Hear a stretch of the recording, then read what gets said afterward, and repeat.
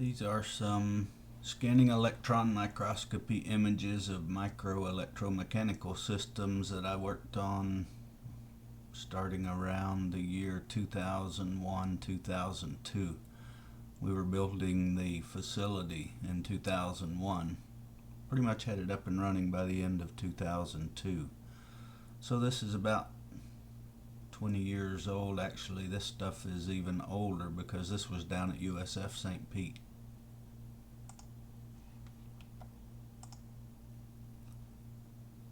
That's one of the tools that we were making with a Panasonic micro EDM system. As you can see, this line is about 50 microns, which is a very thin hair. Normal hair is about 75 microns, which would be out to about here. So as you can see, this is slightly bigger than the diameter of a hair. And that's a ion trap array of 50 micron holes through 2 mil thick stainless steel. And I engraved USF halfway through that thickness, which is only 2/1000ths of an inch, with one of the tools that I made. And this whole array is about 1 millimeter by 1 millimeter with 100 holes. And that's the tip of the tool after I machined it down. That's 2,300 times magnification in the electron microscope. And there's a 3D looking image of one of the holes after I got the settings working properly.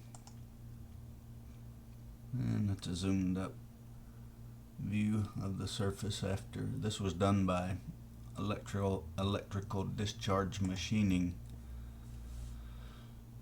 So before I got the holes looking that good, you can see some of the tests I ran. That's 110 volts, 3300 picofarad capacitance, and that's a 44.9 or 45 micron diameter hole. And I did an array of 9 at different voltage and capacitance settings. And as you can see, you can go a lot faster at 110 volts and 3300 picofarad. But if you drop down to about 70 volts and 100 picofarad, each spark is not nearly as strong, so you're taking a lot of fine little bites of material instead of big electrical discharges that actually melt the surface of the material and remove it much faster. And I was just playing around trying to see what capability I had with these electrodes. So basically you're spinning this and bringing a wire up next to it and machining the electrode itself with the brass wire. I've got it down to less than 50 microns, up to 50. So you could do it like a step drill operation, for example, of some very, very tiny holes.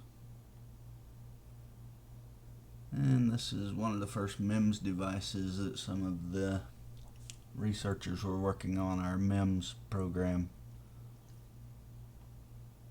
And they were trying to make mirrors that they would then mount to mechanical actuators to adjust the angle of the mirror to be able to scan through different wavelengths of light to see what fluoresces back. They can use for chemical, compound recognition in seawater, which was the ultimate goal of this whole project.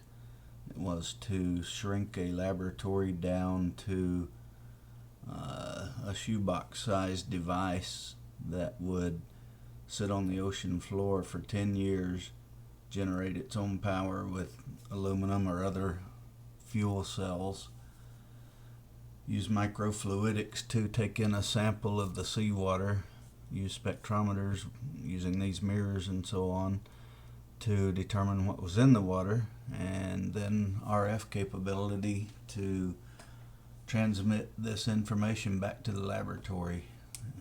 So it was quite an interesting operation.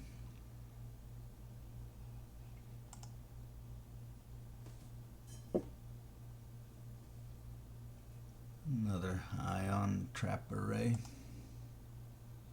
And these were some small crustaceans that someone wanted us to do some work on. So I made some images. As you can see, they're pretty small pieces. And there's one of the actuators with the mirror that had broken. And as you can see, it's about 50 microns, so 50, there's another 50, that's 100. So this is only about 200 microns in diameter. And then these actuators actually go up and down and in and out, and then rotate this about the axis here.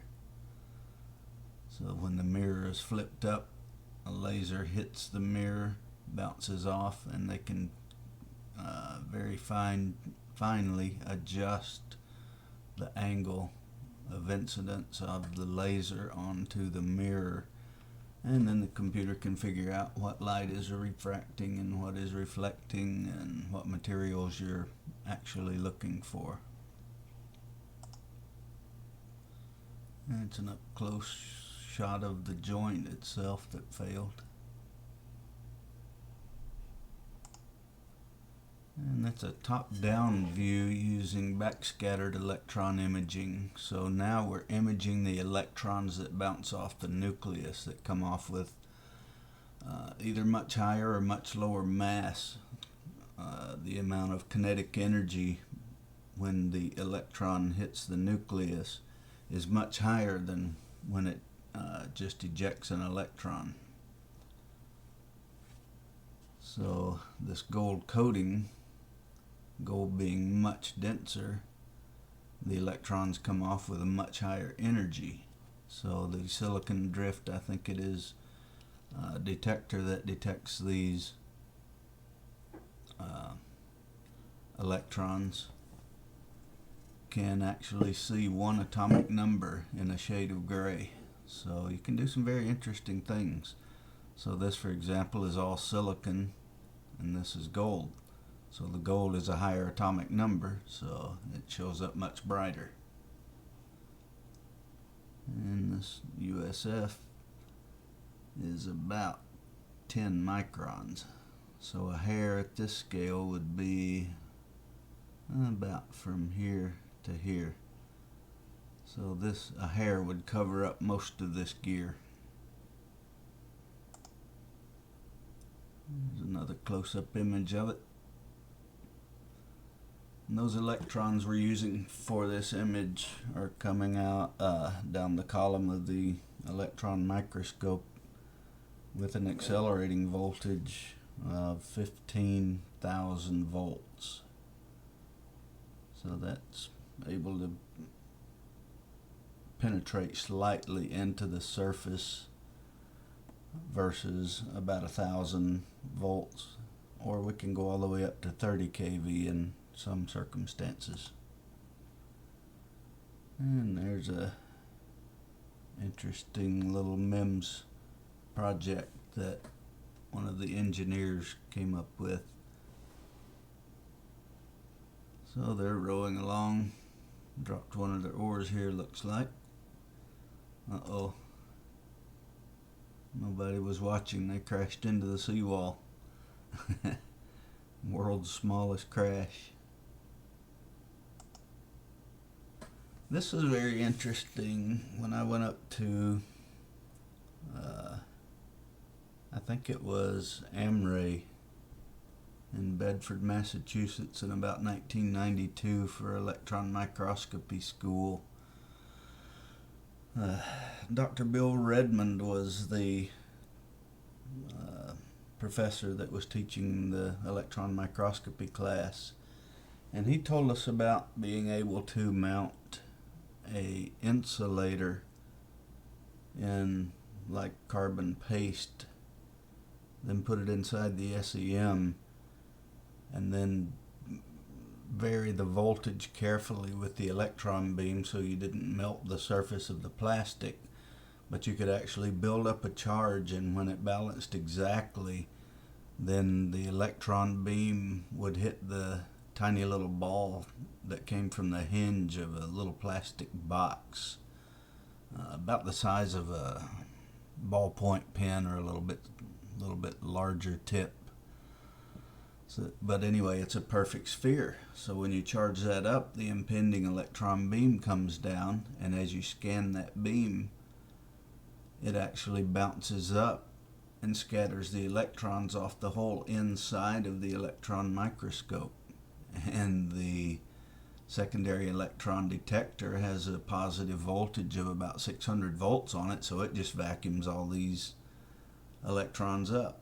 And being a digital system, each spike of intensity on the secondary electron discharge can be mapped to each pixel. So therefore we're able to look all up at the inside of the electron microscope, and that's used for inspection and things like that, because this is inside a high vacuum chamber. There's no air molecules whatsoever inside what we're looking at here, which is quite interesting in itself.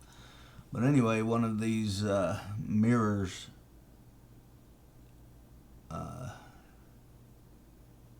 would not open, so we decided to mount it upside down in the SEM and just see if gravity would allow it to open properly. So I thought, I had some electrical feed-throughs installed on the vacuum chamber, so we were actually able to power up the device inside the chamber while I'm imaging it using the ball off of a little plastic cap hinge to reflect the electron beam back up and be able to view this MEMS array as it's hanging upside down.